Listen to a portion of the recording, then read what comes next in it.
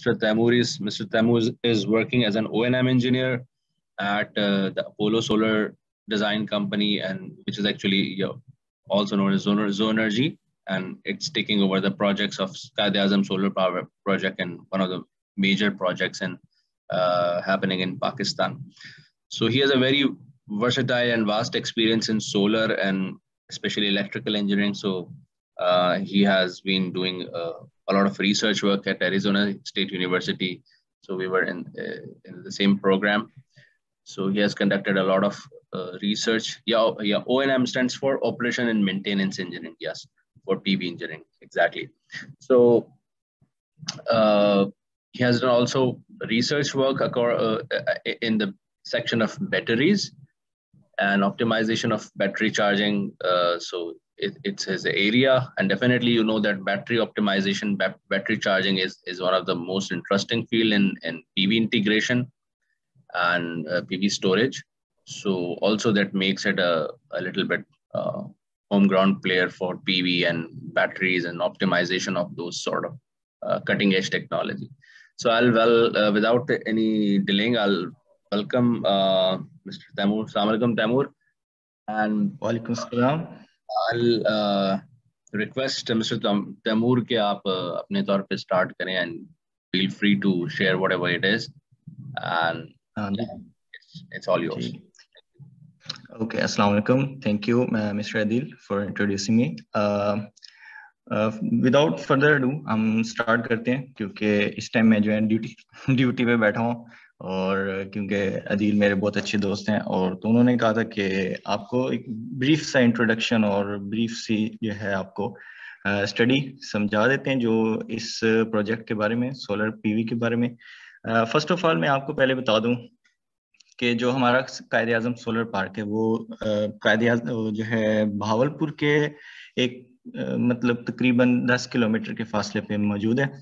तो वैसे इनिशियली ये प्रोजेक्ट जो है वो 1000 मेगावाट का प्रोजेक्ट है, लेकिन करंटली 400 मेगावाट जो है वो एक्टिव है, जो कि 2 कंपनीज रन करनी है। एक है टीबिया जो कि पाकिस्तानी ऑन है, और दूसरी है जोनर्जी जिसमें मैं काम करता हूँ। और जोनर्जी में भी 3 कैटेगरीज हैं, 3 स्टेशंस हैं, अपोलो, बेस्ट ग्रीन और क्रेस्ट, और तीनों जो है 100 मेगावाट्स में जो है वो डिवाइडेड है। तो मैं जिसमें वर्क कर रहा हूँ वो है अपोलो स्टेशन। तो अपोलो स्टेशन जो है वो, अगर मैं आपको इसकी मैप दिखा दूं, आपको एक ब्रीफ सा आइडिया हो जाएगा कि भाई ये जो सोलर पार्क है वो कहाँ पे सिचुएटेड है। तो ये मैंने एक गूगल मैप खोला हुआ है, ये आपके पास भावलपुर सिटी है। अब अगर आप इसको देखें, ठीक है, ये भावलपुर सिटी है, और भावलपुर सिटी के तकरीबन 20 किलोमीटर्स के बाद यहाँ पे आपके पास ये सोलर पार्क है। सोलर पार्क इनिशियली उन्होंने इसलिए गवर्नमेंट ने जो है इंट्रोड्यूस करवाया कि आपके पास जो एनर्जी क्राइसिस है उसको ओवरकम किया जा सके। तो यहाँ पे जैसे मैंने आपको बताया 400 मेगावाट जो है वो करंटली इंस्टॉल्ड है, जिसमें ये 1 मेगावाट जो है वो टीवी है जो कि पाकिस्तानी कंपनी ऑन करती है और रन कर रही है। बाकी ये 3 जो आपके पास स्टेशंस हैं, this one is Apollo, this is best green और दिस वन इज क्रेस्ट। तो आप इसके साइज से अंदाजा लगा सकते हैं, जो हमारा अपोलो स्टेशन है उसमें तकरीबन 4,75,000 मॉड्यूल्स इंस्टॉल्ड हैं, और उसके अंदर हमारे पास जैसे कि यहाँ पे आप देख सकते हैं कि 100 मेगावाट 100 इन्वर्टर्स लगे हैं। 1 मेगावाट का एक इन्वर्टर है, और इस तरह के 100 मेगावाट के इन्वर्टर लगे हुए हैं, और हर मेगावाट में आपके पास इस तरह की ग्रिड्स बनाए हुए हैं, और यहाँ पे ट्रांसफार्मर्स और आपको इन्वर्टर्स नजर आ रहे हैं। एक ब्रीफ सा इंट्रोडक्शन है, और यहाँ पे आपके पास मेन स्टेशन है जहाँ पे ये कंट्रोल रूम है जहाँ पे मैं बैठा हूँ, और यहाँ पे हम कंट्रोलिंग कर रहे हैं सारे। तो बेसिकली जो आपके पास सोलर पीवी है, जो आपको इतना ज्यादा तो मैं वो नहीं बताऊंगा, लेकिन आपको इंट्रोडक्शन में सिर्फ सिंपल सा बताऊंगा कि सोलर पीवी किस टाइप के होते हैं, ठीक है। तो ये इंट्रोडक्शन तो आपको Quaid-e-Azam सोलर पार्क का मैंने बता दिया, ठीक है। और अब आप आते हैं बेसिक जो सोलर सिस्टम कॉन्फ़िगरेशन होती है, सोलर सिस्टम क्या होता है। तो 3 किस्म के सोलर सिस्टम्स होते हैं, ऑन ग्रिड, ऑफ ग्रिड और हाइब्रिड। ऑन ग्रिड जो कि हमारा इस टाइम यहाँ पे वर्क कर रहा है, जिसके अंदर बैटरीज नहीं होती, ठीक है। तो आपके पास ग्रिड के साथ कनेक्ट होता है। अगर आपकी जो है शट डाउन होता है ग्रिड की तरफ से, तो आपका पूरा सिस्टम जो है वो डाउन हो जाता है। इसमें कोई स्टोरेज नहीं होती, आप डायरेक्टली प्रोड्यूस कर रहे हैं और डायरेक्टली ग्रिड में दे रहे होते हैं, ठीक है। ऑफ ग्रिड में क्या होता है कि आप बैटरी सिस्टम लगा लेते हैं और बैटरीज में स्टोरेज कर लेते हैं। हाइब्रिड जो है वो ऑफ ग्रिड और ऑन ग्रिड का मिक्सचर है, जिसमें आपके पास बैटरीज भी होती हैं और एट द सेम टाइम आप उसको ग्रिड में भी प्रोवाइड कर रहे हैं। तो इसका एक छोटा सा मैं आपको प्रोज एंड कॉन्स आपको बता देता हूँ। जो है वो डायरेक्टली, जिस तरह मैंने आपको कहा, ग्रिड के साथ कनेक्टेड है। जैसे हमारा ये सिस्टम है, इसमें पैनल्स लगे होते हैं और इन्वर्टर्स लगे होते हैं। इन्वर्टर का काम होता है कि आपका जो सोलर पैनल जो है वो डीसी प्रोड्यूस कर रहे हैं, उसको एसी में कन्वर्ट करके यूटिलिटी में दे दें। तो ये तो हम जो है स्मॉल स्केल में देख रहे हैं, लेकिन अगर हम बड़े स्केल में देखें तो इन्वर्टर के साथ एक ट्रांसफार्मर भी होता है, जो कि आपके पास इसको स्टेप अप करके आपको ग्रिड में दे रहा होता है, ठीक है। तो ये हाउस होल्ड के लिए हम ये एक सिस्टम बना हुआ है, जिसके अंदर आपके पास सोलर पैनल्स हैं, एक इन्वर्टर है, और आप डायरेक्ट यूटिलिटी में दे रहे हैं। इसके प्रोज ये होते हैं कि एक तो ये ऑफ ग्रिड से थोड़ा सा सस्ता होता है, क्योंकि इसके अंदर आपकी बैटरीज का खर्चा बच जाता है। और दूसरा जो है, आपके पास इसके अंदर चार्ज कंट्रोलर एज सच नहीं होता, जो बैटरीज की चार्जिंग के लिए यूज होता है। तो इस वजह से इन इन्वर्टर्स की जो प्राइस है वो भी थोड़ी कम होती है। तो एनर्जी डिमांड के हिसाब से ये होता है। और दूसरा इसका एक कौन ये है कि आप जैसे ही आपका ब्लैकआउट होता है या लाइट चली जाती है, तो आपका ये सिस्टम सारा बंद हो जाता है, क्योंकि एज सच इसमें कोई स्टोरेज नहीं हो रही। जो ऑफ ग्रिड है, ऑफ ग्रिड जो है आमतौर पर आपके घरों में लगा होता है, ठीक है। उसमें बैटरीज लगी होती है, एज अ यूपीएस काम कर रहा होता है, जिसके अंदर बैटरीज हैं, एक इन्वर्टर है। चार्ज कंट्रोलर हम सोलर पैनल्स के साथ लगाते हैं, क्योंकि सोलर पैनल का जो करंट है वो आपने चार्ज कंट्रोलर से चार्ज कंट्रोल करना है और आपने बैटरी में फीड करना है। ये थोड़ा एक्सपेंसिव होता है, क्योंकि इसके अंदर आपके पास चार चीजें आ जाती हैं। जैसे सोलर पैनल्स तो हैं, और चार्ज कंट्रोलर है, एक बैटरी बैंक है।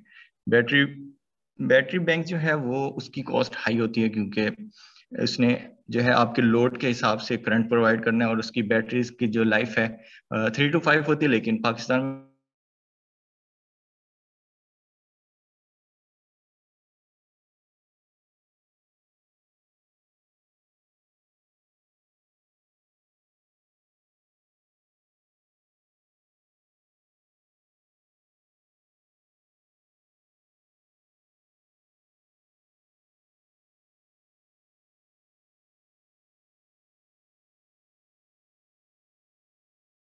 होता है वो प्रोवाइड करता है। ये एक एग्जाम्पल यहाँ पे दी हुई है, इसको मैं आगे एलेबोरेट आपको करता हूँ कि इसको किस तरह से डिजाइन करते हैं।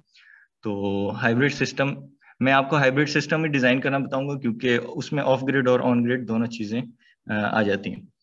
तो इसके अंदर आपके पास क्या होता है, हाइब्रिड सिस्टम डिजाइन करने के लिए क्या चीज आपको चाहिए होती है, 3-4 स्टेप्स हैं, जिसमें लोड एनालिसिस है सबसे पहले, कि आपने लोड देखना है कि आपका लोड कितना है।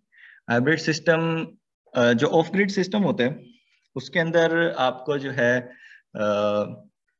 अपना बिजली का बिल देखना होता है, सॉरी, बिजली का बिल देखना होता है, या आपने लोड देखना होता है, क्योंकि आपने बैटरीज से रन करना है, तो आपका लिमिटेड लोड चलेगा, क्योंकि बैटरीज आपको इतना करंट प्रोवाइड नहीं करती। जो ऑन ग्रिड होता है उसके अंदर आप अनलिमिटेड लोड चला सकते हैं, क्योंकि वो डायरेक्टली ग्रिड से कनेक्ट है और उसमें करंट का कोई इश्यू नहीं होता। तो हाइब्रिड में भी हम क्या करते हैं कि इसमें जब बैटरीज की हम साइजिंग करेंगे, तब हम लोड वो यूज करेंगे जो हमारे घरों में लगा हुआ है। लेकिन अगर हम एज अ होल पूरे घर का लोड कैलकुलेट करना चाहते हैं, तो वो आपको बिजली के बिल में भी मिल जाएगा। जैसे हम लोड एनालिसिस करते हैं, तो आप अपने बिजली का बिल निकालें, उसमें देखें कि आपके महीने के कितने यूनिट्स कंज्यूम हुए हैं। यहाँ पे एग्जांपल हम ले लेते हैं कि मंथली कंजम्पशन आपकी जो है ना 170 यूनिट्स है। 1 यूनिट जो है वो 1 किलोवाट आवर्स का होता है। तो मंथली कंजम्पशन हम कहते हैं 170 यूनिट्स हमारे मंथली यूज होते हैं, तो हम उसको 30 डेज पे डिवाइड करते हैं, तो डेली हमारी कंजम्पशन आ जाती है अराउंड 5.6 यूनिट्स। तो हम 5.6 यूनिट पर डे अगर हम जनरेट करेंगे, तो हमारा ये बिजली का बिल जो है वो जीरो हो जाएगा इस सिचुएशन में। अब अब इसी को लेके आगे चलते हैं। डेली कंजम्पशन हम देख रहे हैं कि हमारा डेली का जो है वो 5.6 यूनिट्स हमने बनाने हैं। तो जो सोलर है उसमें ये होता है कि आपके जो पैनल्स हैं वो पूरे थ्रू आउट द डे उतनी वोल्टेजेस और या उतने वाट्स नहीं प्रोड्यूस करते। उसमें सन पीक आवर्स होते हैं, जैसे पाकिस्तान में जो इस टाइम सन पीक आवर्स हैं वो तकरीबन 11 से तकरीबन 2 बजे के दरमियान होते हैं। और उसमें भी आपका एग्जैक्ट 380, जैसे हमारे पास यहाँ पे एक पैनल नजर आ रहा है 380 वाट्स का, तो एग्जैक्टली 380 वाट्स तो नहीं देते, इसमें भी जाहिर सी बात है आपके जो है लॉसेस होते हैं। तो हम एज्यूम करते हैं कि 5 पीक आवर्स हैं सन के, हमारे यहाँ पे पाकिस्तान में अराउंड 4 हैं, या 4 आवर्स हैं हमारे पीक, जो कि गर्मियों में होते हैं। सर्दियों में और भी कम हो जाते हैं, मे बी 1 या 2 आवर्स होते हैं पीक आवर्स। तो हम एज्यूम करते हैं कि हमारे 5 आवर्स हैं, उसको हम पीवी पावर कैलकुलेट करने में यूज करेंगे। जैसे हमारी डेली कंजम्पशन है उसको हम यहाँ पे जैसे आप देख सकते हैं, डेली कंजम्पशन हम 5.6 यूनिट्स डिवाइडेड बाय 5 आवर्स, यानी हम 5 आवर्स में उसको डिवाइड कर देंगे। 1.3 ये हम लॉस फैक्टर डालते हैं, क्योंकि जो हमारे पास पीवी पैनल है वो 100% आपको वोट तो नहीं देता, बीच में आपके लॉसेस भी होते हैं। तो हम 1.3 से मल्टीप्लाई करते हैं तो हमारे पास टोटल पावर हमें जो है वो दे देगा, जिसमें हम कैलकुलेट करेंगे हमें इतनी पावर जो है वो डेली की रिक्वायर्ड है पीवी की। तो हम पैनल्स उस पावर को देखते हुए हम उसके पैनल्स चूज कर लेंगे। अब जैसे हमने 380 वाट का पैनल चूज किया, आप 250 का भी कर सकते हैं, इवन अब 550 के और 650 के वाट्स के भी पैनल्स आ गए। तो हमारे यहाँ पे जो लगे हुए हैं, यहाँ पे 250 के लगे हुए हैं, 330 वाट्स के लगे हुए हैं। तो मे बी यहाँ पे इन फ्यूचर ये 550 के भी लगा दें। 550 का ये फायदा है कि आपको जगह कम जो है वो रिक्वायर्ड होती है और प्रोडक्शन ज्यादा होती है। तो अच्छा, अब हमने क्या किया कि यहाँ पे नंबर ऑफ पैनल्स हमने चूज करने हैं। हमारी यहाँ पे पावर आ गई है 1475 किलोवाट्स, यानी हमें 1475 किलोवाट्स डेली की हमें रिक्वायर्ड है, ठीक है। और उसको हम डिवाइड करेंगे 380 वाट से, यानी हमारा एक पैनल 380 वाट्स है का, तो हमें टोटल कितने पैनल्स चाहिए होंगे, यहाँ पे आ रहा है 3.8, हम अराउंड 4 पैनल्स हमें यहाँ पे रिक्वायर्ड है। 4 पैनल्स के बाद, अच्छा उसके बाद हमने पैनल्स हमने देख लिया, हमारे पास इतने पैनल्स हमें चाहिए होंगे। इन्वर्टर अब हमने सेलेक्ट करना है। मार्केट में इन्वर्टर्स बहुत सारे किस्म के होते हैं, हम क्योंकि हाइब्रिड सिस्टम देख रहे हैं तो हम हाइब्रिड इन्वर्टर उठाएंगे। थोड़ा कॉस्टली होता है, लेकिन यह है कि आपको अगर दोनों चीज़ें प्रोवाइड कर रहा होता है कि आपका अगर लाइट जाती है, शट डाउन भी होता है, तो आपका जो बैटरी बैंक है वो इतनी प्रोडक्शन कर सकता है कि आपका जो है सिस्टम 2-3 घंटे के लिए चल जाएगा। वो आपकी बैटरीज पे डिपेंड करता है और आपके लोड पे। दूसरी, अच्छा अब हमने क्या किया कि हमने ये देख लिया कि हमें 4 पैनल्स चाहिए 380 वाट्स के। तो उसके लिए जनाब हमें क्या चाहिए, जो हमने क्योंकि 4 वाट्स हैं 380 वाट्स, 4 पैनल्स हैं 380 वाट्स के, तो हमारे जो प्रोडक्शन होगी पीवी की वो 1520 वाट्स होगी। अब हमने ऐसा इन्वर्टर चूज करना है जिसकी कैपेसिटी जो है वो 1520 वाट से ज्यादा हो। तो वो 2000 वाट भी हो सकते हैं, 3000 वाट भी हो सकते हैं। हमने इस एग्जांपल में हम 3000 वाट चूज कर रहे हैं, आप इवन 5000 भी कर सकते हैं। अगर आपका इरादा है कि इन फ्यूचर आप अपना लोड बढ़ाना चाहते हैं, पैनल्स बढ़ाना चाहते हैं, तो वो इसी इसी इन्वर्टर के अंदर आप इंटीग्रेट कर सकते हैं। तो हम 3000 वाट का जो है वो एक पैनल चूज कर लेंगे। इसकी स्पेसिफिकेशंस यहाँ पे हम देख सकते हैं कि 3000 वाट का हमारा इन्वर्टर है और मैक्सिमम VDC जो है वो 500 वाट्स है, वोल्ट्स हैं, और इनपुट करंट 18 एम्पेयर्स है। इसको हम आगे देखते हैं कि ये आगे हमारे किस तरह यूज होगा। अब हम ये देखते हैं कि आपके जो पीवी जो आपका पीवी पैनल है उसके अंदर 2 किस्म के वोल्टेजेस होते हैं। एक होता है ओपन सर्किट वोल्टेज, दूसरा होता है रेटेड वोल्टेज। ओपन सर्किट हम क्योंकि कैलकुलेशंस ओपन सर्किट के हिसाब से करेंगे, क्योंकि जैसे ही शट डाउन वगैरह होता है, आपका जो है कनेक्शन डिस्कनेक्ट होता है, तो आपकी वोल्टेजेस हाई होती हैं, तो उसमें हम फिर VOC हम उसमें चूज करेंगे, और ISC जो कि शॉर्ट सर्किट करंट है उसको लेके हम चलेंगे। तो हम जो है वो वर्स्ट के सिनेरियोस देखते हैं अपनी डिजाइनिंग में कि अगर वोल्टेजेस इतने हो गए तो हमारे जो है इन्वर्टर है, जो हमारे जो इक्विपमेंट है वो सेफ रहे। तो हम क्या करेंगे, जो हमारा VOC है, हमारा ओपन सर्किट, उसको हम मल्टीप्लाई करेंगे 4 पैनल से, जो कि हमारे 4 पैनल्स हैं। क्योंकि हम इसको सीरीज में लगा रहे हैं, हमारे इन्वर्टर की जो कैपेसिटी है वो 500 वोल्ट्स है, तो हमारी कैपेसिटी के अंडर है, तो हम इसको यूज कर सकते हैं। ठीक है, हम इसको सीरीज में कनेक्ट करेंगे तो 195.2 VDC आ रहा है, जो कि सही है। 500 तक हम कर सकते हैं। अगर सपोज हम एक ऐसा इन्वर्टर ले लेते हैं जिसकी जो इनपुट जो DC है वो कम है, मतलब 150 है, 150 है, 150 है, तो हम उसको क्या करेंगे, आप अपने जो पैनल्स हैं उसको सीरीज और पैरेलल की कॉम्बिनेशन में लगा देंगे। तो उसमें हम फिर ये देखेंगे कि हमारा करंट की रेटिंग क्या चल रही है। लेट्स सपोज यहाँ पे 18 एम्पेयर है और 150 वोल्ट्स यहाँ पे मैक्सिमम VDC इनपुट देता है। तो हम क्या करेंगे कि दो जो है हम सीरीज में लगा देंगे, दो आपके जो है वो पैरेलल में लग जाएंगे। पैरेलल में आपके करंट जो है वो ऐड हो जाता है, और जो वोल्ट्स हैं वो आपके वही रहेंगे जो आपके दो पैनल्स के होंगे। दो पैनल्स के हिसाब से मतलब आपका 48.8 एम मीन्स अगर 50 भी लगा लें तो आपके 100 वोल्ट्स प्रोड्यूस करेगा, और करंट जो है आपका डबल हो जाएगा। आई थिंक ये 20 एम्पेयर्स हो जाएगा। तो हम यहाँ पे एज्यूम कर लेते हैं कि हमारा मैक्सिमम इनपुट करंट 20 एम्पेयर्स है। तो हम इस तरह से सीरीज पैरेलल की कॉम्बिनेशन हम सेट करके अपना इन्वर्टर की रेटिंग के हिसाब से उसकी सेटिंग करते हैं। ठीक है, अब यहाँ पे क्योंकि हमारा इन्वर्टर वैसे ही 500 वोल्ट सपोर्ट करता है, तो हमारा सारे चारों पैनल्स जो है सीरीज में लग जाएंगे, वो अच्छा है। अच्छा, इसमें एक बात ये है कि अगर हम इसमें पैरेलल में लगाएंगे ना तो आपका करंट बढ़ जाएगा। करंट बढ़ेगा तो आपको जो DC वायर्स हैं उसकी गेज आपको चेंज करने पड़ेंगे। मतलब आपको बड़ी वायर और मोटी वायर चाहिए होगी, क्योंकि आपने ज्यादा करंट सपोर्ट करना है, तो आपकी कॉस्ट उसमें डबल हो जाएगी। तो हम ज्यादातर जो है वो चूज करते हैं कि ज्यादा पैनल्स आपके सीरीज में लगे हों, ताकि हमारा करंट जो है ज्यादा कम से कम हो। और दूसरी बात आपका ये कि उसमें आपके जो है फ्यूजेस भी कम रेटिंग के लगेंगे, उसमें कॉस्ट सेविंग भी अच्छी होती है। तो इसमें जो है हमने चारों पैनल सीरीज में लगा दिए, और इसका करंट जो हमने देखा है वो 9.94 है, जो कि हमारा रेटेड करंट जो मैक्सिमम इनपुट करंट है उससे कम ही है। तो हमारी ये जो साइजिंग है वो ठीक होगी। स्टेप 4, हम अब जैसे मैंने बताया था, बैटरी बैंक के लिए हमने लोड को कैलकुलेट करना होता है, क्योंकि बैटरी बैंक ने लिमिटेड लोड चलाना है, उसमें आपके घर के सारे लोड नहीं चलते। तो हम उसकी जो है वो साइजिंग किस तरह करते हैं कि हम सपोज कर लेते हैं हमने 9 LEDs चलानी है, 4 LEDs चलानी है, उसके वॉट्स यहाँ पे निकाल लेंगे कि एक LED 9 वॉट की है, LED TV जो है वो 8 वॉट का है, electric fan 65, fridge 250, laptop 80 watts, और वॉशिंग मशीन हम 250 वाट की लगा देते हैं। ये सपोज कर रहे हैं हम। ठीक है, क्वांटिटीज हमने यहाँ पे देख ली, और टोटल पावर जो है हम उसको मल्टीप्लाई कर देंगे तो टोटल पावर्स आ जाएगी। हमने कितनी ड्यूरेशन के लिए चलाना है हम वो भी निकाल लेंगे। हमारे पास टोटल पावर कंजम्पशन आ जाएगी पर डे की, कि हमने पर डे इतनी LEDs चलानी है, इतनी जो है TV चलाना है, फैन, इसको ऐड करेंगे तो हमारे पास अराउंड 5000 वाट आवर्स पर डे जो है आपकी कंजम्पशन है, जो कि हमने बैटरी से चलानी है इन केस अगर हमारा शट डाउन होता है या कुछ।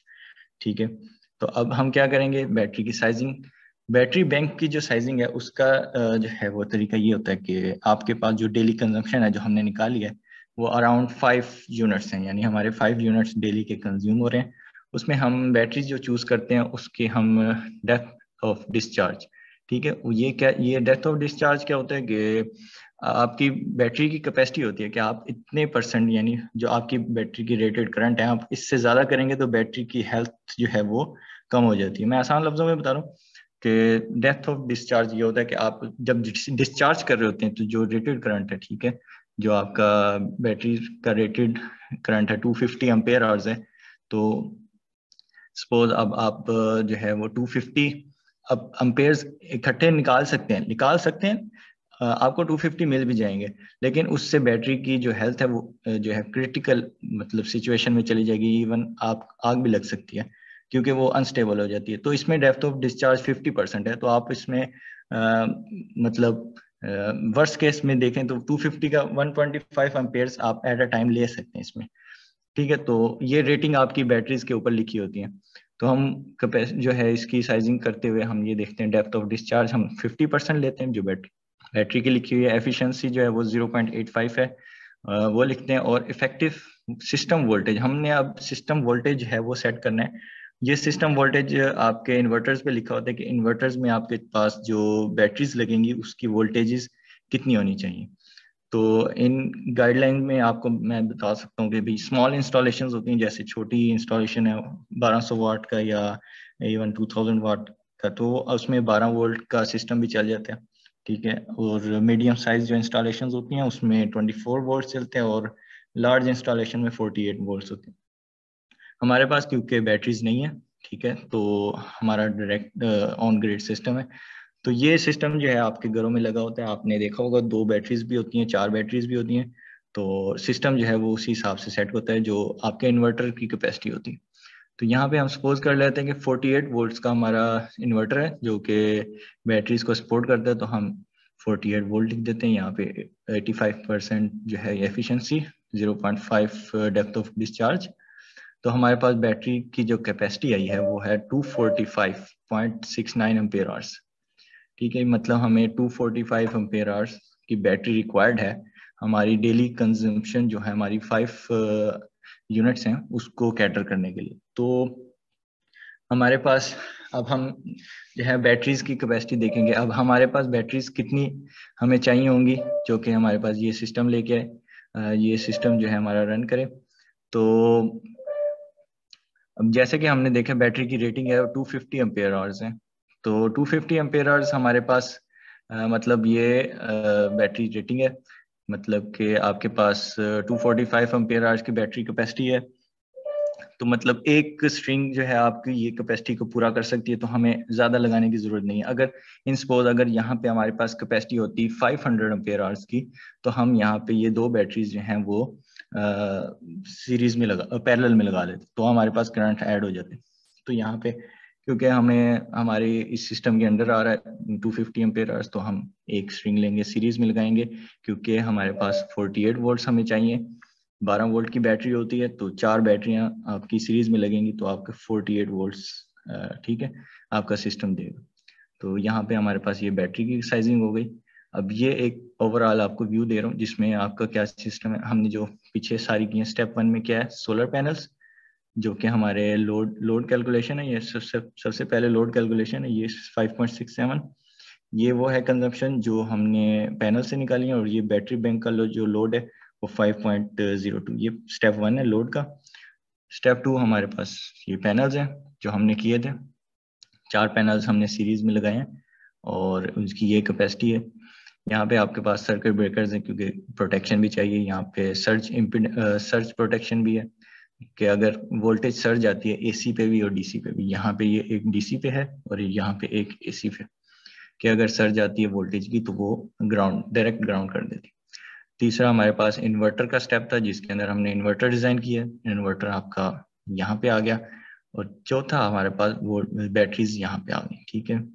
अब ये बैटरीज का कनेक्शन किस तरह किए हुए हैं, आपके पास डायरेक्ट सोलर पैनल से इन्वर्टर के अंदर एक पॉइंट जाता है, एक दूसरा बैटरी का पॉइंट होता है जो कि बैटरीज के साथ कनेक्ट होता है, तीसरा जो होता है आपके पास यूटिलिटी से जो कि आपके वापडा है, ठीक है, वो वहां से आपका एक इन होता है और एक आउट होता है। इन हो रही है आप यहाँ से डायरेक्ट जो आपका लोड है, यहाँ पे ऑटोमेटिक डिस्ट्रीब्यूशन सिस्टम होती है जो कि आपका डिस्ट्रीब्यूट कर रहा होता है कि आपका लोड अगर ज्यादा है, ठीक है, अगर आपका सपोज हमारा हमने लोड कैलकुलेट किया 5.67, सपोज अगर उस दिन आपका लोड बढ़ जाता है तो हम एक्स्ट्रा जो पावर है वो यूटिलिटी से लेते हैं, ठीक है। ऑटोमेटिक जो स्विचिंग है उसमें आपके पास लोड जो है वो वापडा पे भी शिफ्ट हो जाता है और आपका जो है वो इन्वर्टर पे भी शिफ्ट होता है। तो इस तरह से ये है कि अगर सपोज आपकी यूटिलिटी बंद हो जाती है, यहाँ से कट हो जाती है, तो आपकी बैटरी से यहाँ पे लोड जो है वो चलता रहेगा और दूसरा आपकी बैटरी जो है साइमल्टेनियसली यहाँ से सोलर पैनल से चार्ज भी होती रहेंगी। और अगर आपने यहाँ से इसको बंद करना है तो सोलर पैनल डायरेक्ट आपकी लोड को भी चला रहा होगा और एक्सेस जो आपकी यूटिलिटी है वो एक्सेस पावर जो है वो आपकी वापडा को वापस फीड भी हो रही होगी। तो ये एक सिंपल सा सिस्टम है हाइब्रिड का, ज़्यादा डीप नहीं है। जो मेजर चीज़ें हैं, बाकी इसके अंदर जो चीज़ें होती हैं जैसे आपकी इंस्टॉलेशन के लिए स्ट्रक्चर होता है, स्ट्रक्चर आपका डिफरेंट होता है, हर घर में स्ट्रक्चर डिफरेंट होता है। जो बेसिक होता है उसके अंदर अर्थिंग पिट बनती हैं, जिसमें अर्थिंग भी अब अर्थिंग का मैंने आपको बताया नहीं है, लेकिन अर्थिंग ये है कि हर घर में एक या दो अर्थिंग पिट्स बनाते हैं, ताकि अगर सर्ज इम्पिडेंस भी आ जाए तो सॉरी सर्ज इम्पिडेंस कह रहा हूँ, अगर कोई वोल्टेज सर्ज आ जाती है तो वो आपको डायरेक्ट अर्थ कर देती है। ठीक है, तो आपके पास ये सिस्टम आ गया।